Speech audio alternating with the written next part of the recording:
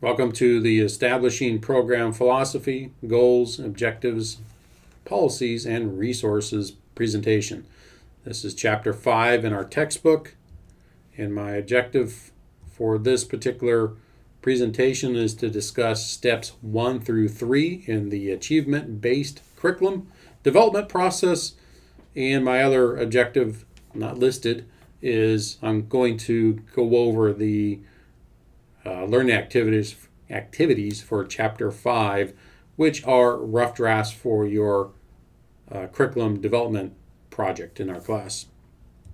So our first step in our curriculum design is to develop a program philosophy, and our philosophy statement is the foundation for our program. This is true for any kind of program, not just a PE curriculum program, but it provides our bones for the program, kind of gives us an idea of where we want to go. It typically is done in a committee at the school level or university level. So we get together and talk about who we are, what we want to be, where we want to go. So it provides us direction for the curriculum and the program. But typically, what we're going to learn is that we'll see that when we start developing other things outside of our program philosophy, we're going to design this with the end in mind. What do we want our students to do by the time we finish our program? Also, this reflects the needs and characteristics of the participants, the students in our particular PE program. Also should reflect the characteristics of our school, our department, our society, the district, the state, all those type of things that makes our particular program unique, different, special. And so to develop our program philosophy, you can use the achievement-based curriculum philosophy worksheet in the textbook. I also have these worksheets in our course documents in our class. I also have, there's an example in our textbook that you can use to help you develop your own program philosophy, because you are going to develop your own program philosophy as your first step, your first assignment. Also, see the completed curriculum examples in the course documents where other students have written this material. Now, please don't just copy and paste. That is plagiarism. I've also provided you a template to complete the learning activities and for the final project that you'll be turning in. But when you write your program philosophy, I want you to include the following. I want the name of your school, what grade or grade levels will be addressed in your PE curriculum, what standards will be addressed. Is it a national standards or are they state standards? What particular CVO or curriculum value orientation will your curriculum be based on? We talked about that earlier in our class already. And at the end of your philosophy statement, I want you to provide your program goals, which we'll talk about later in this presentation, and it'll be part of the steps in this particular part of the developing the curriculum. Now, I've added a couple things to step 1 that the textbook does not cover. I think it's important for us to discuss our values. Values are, what are your values concerning physical education or coaching? What's important about physical education? These are going to be for the assignment that you'll be doing. You'll provide statements. The first thing you will provide is what curriculum value orientation is your curriculum going to be based on. you wrote a CVO paper earlier in the class. It's not particularly, that's not what you're going to use.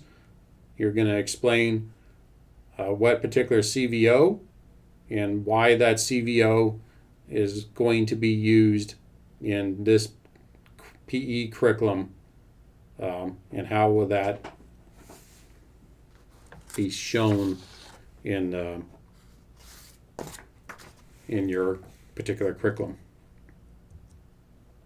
So then you'll provide a value statements. Now, how many? That's just up to you. How many statements do you want to come up with? At least, I would say at least 5.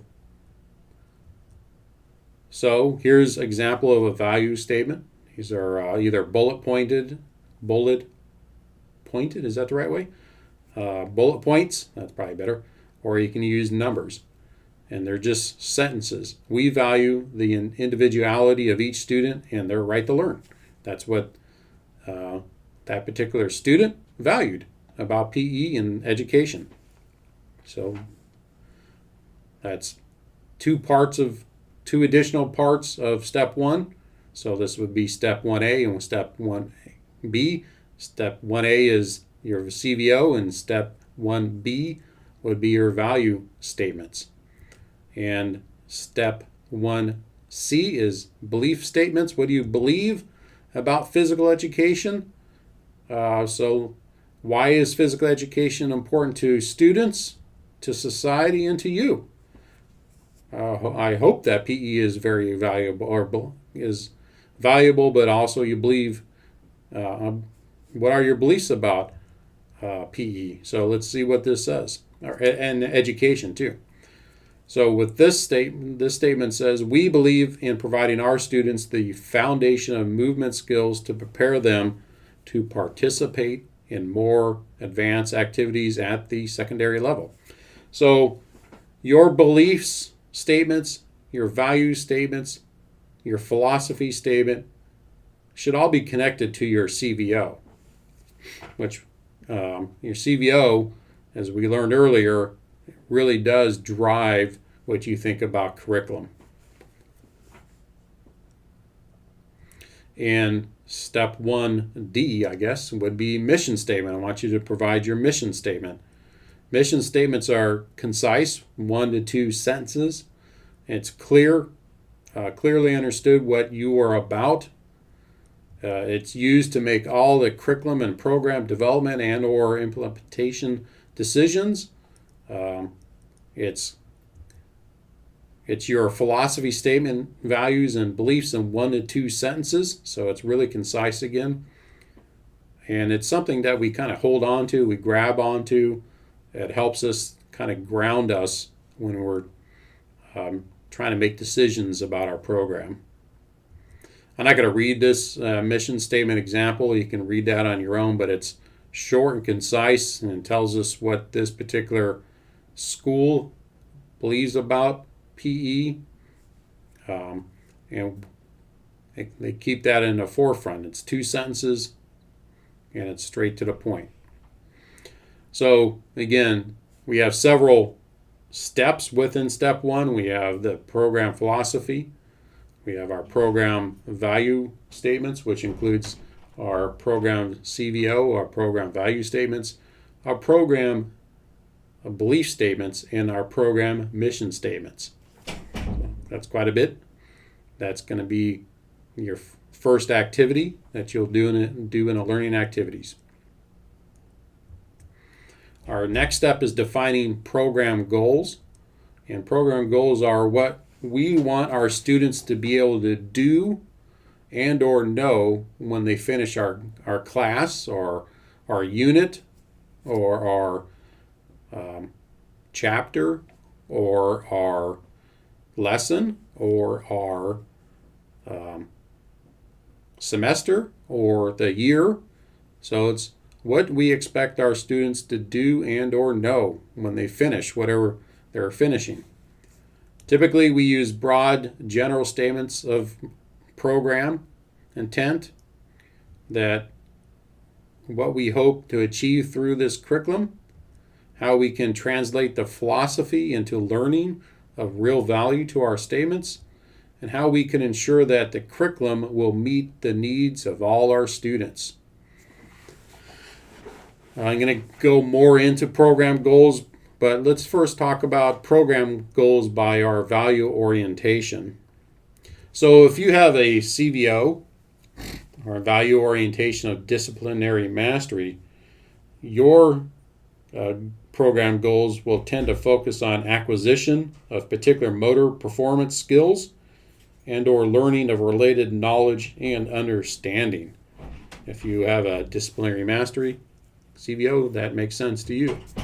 But if you have a CVO of self-actualization, your goals will focus on development of self-confidence, personal competence, and integration of experience.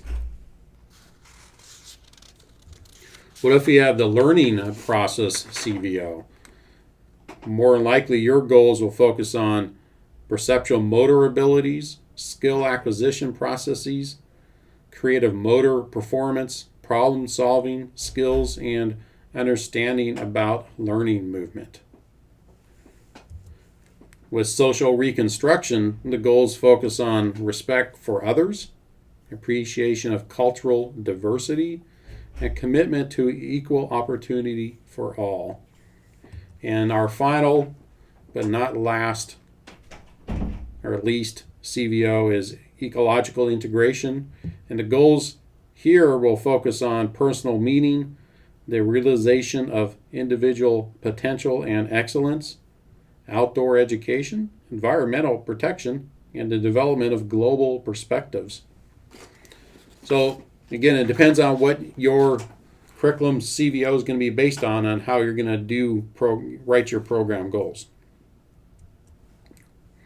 And also not only on your program goals, but how you're going to actually offer your program, which will be our next lesson. So in the textbook, there are multiple examples of program goals. On page 107, one program goal is all students will be able to play a functional game of tennis using appropriate strokes, rules, and strategies. Then on page 117, the student will be able to demonstrate mature object control, also a program goal, and tennis is listed as a goal on page 119. So which one is it? Well, I think they should be based on the SHAPE PE standards or your national standards or your state standards. National standards, are the SHAPE standards, but what are your what are your state standards, or does your district have PE standards?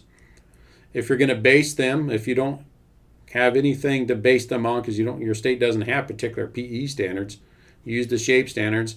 Then you also have grade level outcomes for each grade, which when we get later in this process, those will become the content areas within each one of our goals. So how do we go about developing program goals?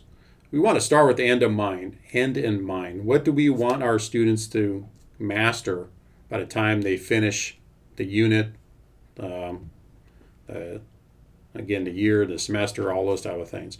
For example, tennis. We want them to be able to be successful at playing the game of tennis. Then we develop what students should be able to do during their time in the class. In the end, what we'll have are broad goal-like the standards,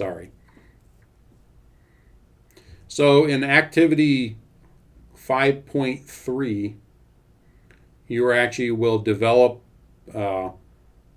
program goals, and I want those to be based on state or national PE standards that you feel like students participating in your physical education curriculum should be able to achieve at the end of your program.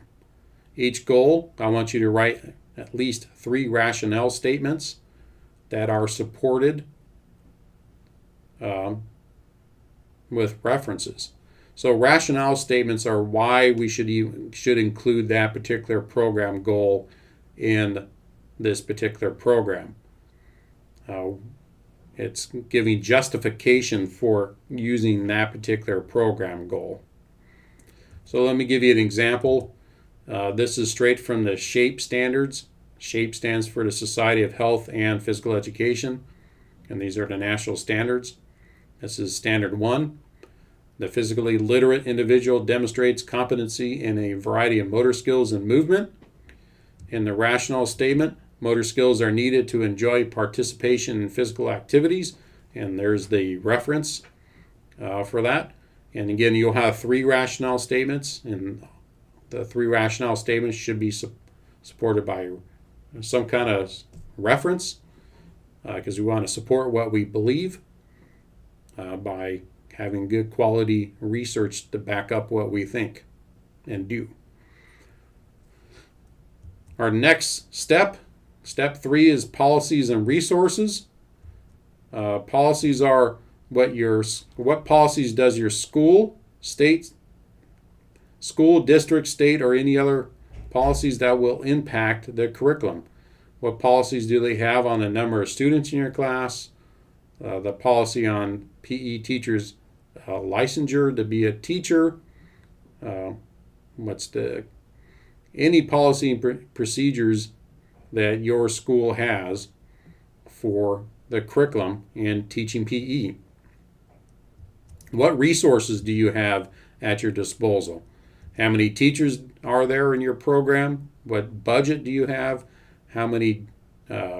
What's your gym space like?